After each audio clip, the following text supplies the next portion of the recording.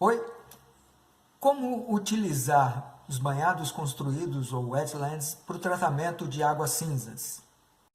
Ciência Terra Nova, os sentidos da ciência. Nesse primeiro vídeo, nós vamos ver o projeto piloto que foi desenvolvido aqui em casa de um banhado construído ou uma wetland ou uma zona úmida para o tratamento de águas cinzas, atendendo de 4 a 5 pessoas. Quando você vai pensar ou planejar um sistema de tratamento de efluentes, de esgotos, a primeira coisa que você precisa fazer é dimensionar esse sistema. Você tem que saber quantas pessoas vão usar o sistema, qual o consumo estimado de água, se é um padrão baixo, médio ou alto. Isso se reflete ali na média, padrão baixo 100 litros por pessoa, o médio 130, o alto 160 litros por pessoa. A temperatura média do lugar, porque isso vai afetar no trabalho do micro-organismo. Se é um lugar mais quente, na média de temperatura anual, se é mais quente, o micro-organismo vai trabalhar mais acelerado. Se é mais frio, o micro-organismo vai trabalhar de maneira mais restrita um pouco. Então você tem que saber isso, e isso tudo é ditado por normas técnicas, no caso nosso aqui, pela ABNT, Associação Brasileira de Normas Técnicas. No entanto, para banhado ou wetland, a gente não tem isso ainda consolidado. O que se usa muitas vezes é de 2 metros quadrados por pessoa, mas isso é em função de uma determinada profundidade. Ou seja, isso pode ser bastante variável. Então, a partir do momento que eu tenho a ideia disso tudo e que tenho esses valores, eu vou a campo, e aí no campo, no meu caso, né, isso tudo pode mudar, porque eu gosto de trabalhar de uma maneira mais livre, mais artística, digamos. Mas conhecendo esses números, eu vou a campo e aí eu converso com o campo, eu converso com o lugar, eu converso com o micro-relevo que está ali, e o trabalho entre eu e ele ali vai definindo a forma. E eu converso com os materiais também que estão disponíveis. Então, para fazer esse sistema, esse primeiro banhado aqui em casa, esse piloto, eu tinha disponíveis pedras, granito rosa, com formatos ali mais ou menos cúbicos, mas é muito mais ou menos. E eu quis utilizar isso. Então, nessa interação entre terreno, o material e o volume que eu precisava, é que a forma foi se dando.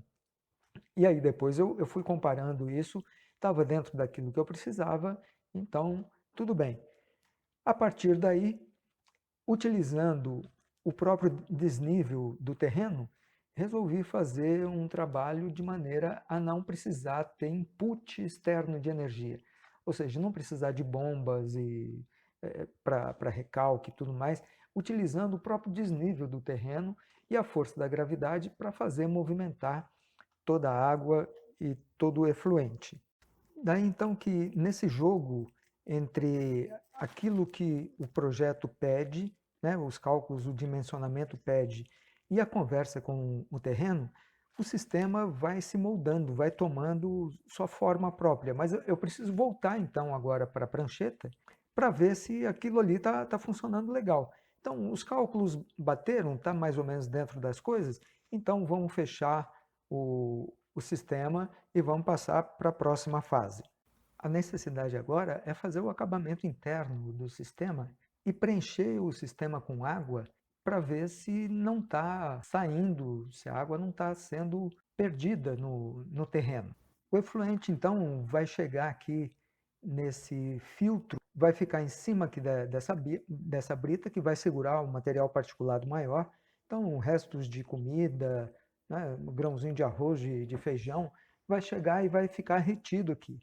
E a água desce e vai ser dispersa por aquelas 2 linhas ali de brita, que vão ser recobertas, porque em cima disso daqui vem uma camada de areia.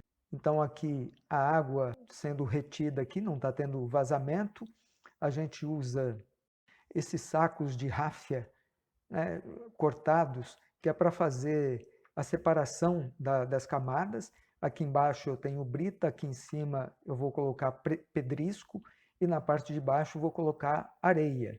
aqui o sistema está indo bem, eu já comecei a colocar areia numa parte dele e experimentando, observando, vendo a reação da água.